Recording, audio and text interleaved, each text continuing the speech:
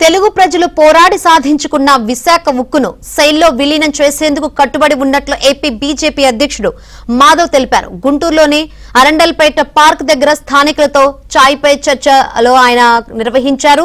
కూటమి పాలన, కేంద్ర ప్రభుత్వ పథకాలపై ముచ్చటించారు. విశాఖ ఉక్కు కోసం కేంద్రం ప్రత్యేక ప్యాకేజీ ఇచ్చి ఆదుకుందని, స్టీల్ ఉత్పత్తి పెంచడంతో పాటు లాభాల బాట పట్టించేందుకు తోడ్పాటు ఇస్తున్నామని మాధవ్ వివరించారు.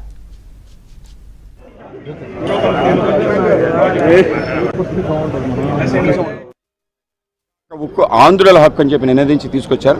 ఆ యొక్క స్టీల్ ప్లాంట్ రక్షణ కోసం గతంలో అటల్ బిహారీ వాజ్పేయి గారి నేతృత్వంలో 1400 కోట్ల రూపాయలు డెట్ నుంచి ఈక్విటీగా మార్చి ఆ విధంగా స్టీల్ ప్లాంట్ని గతంలో రక్షించడం జరిగింది. మరొకసారి స్టీల్ ప్లాంట్ అనేక కష్టాల్లో పడి పూర్తి స్థాయిలో దాన్ని స్ట్రాటజిక్ సేల్ చేయాలనే ఒక నేపథ్యంలో ఆ యొక్క ఆలోచన క్రమంలో తప్పనిసరిగా దాన్ని రక్షించి పబ్లిక్ సెక్టర్ యూనిట్గా కొనసాగుతూ దానికి బలం చేకూర్చే విధంగా 11,440 కోట్లు మొదటి విడత ప్యాకేజ్ ఇచ్చి దాన్ని రక్షించడం జరిగింది. మూడో బ్లాస్ట్ ఫర్నేస్ అంటే అది నిర్మాణం జరిగిందని ఇప్పటివరకు ప్రారంభం కాలేదు. మొన్ననే అది ప్రారంభమైంది. స్టీల్ ప్రొడక్షన్ ఏదైతే ఉందో 7.3 మిలియన్ మెట్రిక్ టన్ దాన్ని సాధించే దిశగా అడుగులు వేస్తుంది. ఇప్పుడు 6 మిలియన్ మెట్రిక్ టన్ యొక్క సామర్థ్యం వచ్చింది.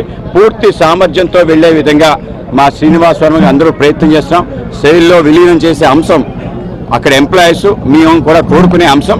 దాన్ని సాధ్యాలు ఏ విధంగా చేయాలి, దాని కారణంగా సెయిల్కి ఏ విధంగా ఉపయోగం, ఏ విధంగా RINLకి ఉపయోగం, ఇవన్నీ కూడా ఆలోచన చేసి ముందుకెళ్తాం.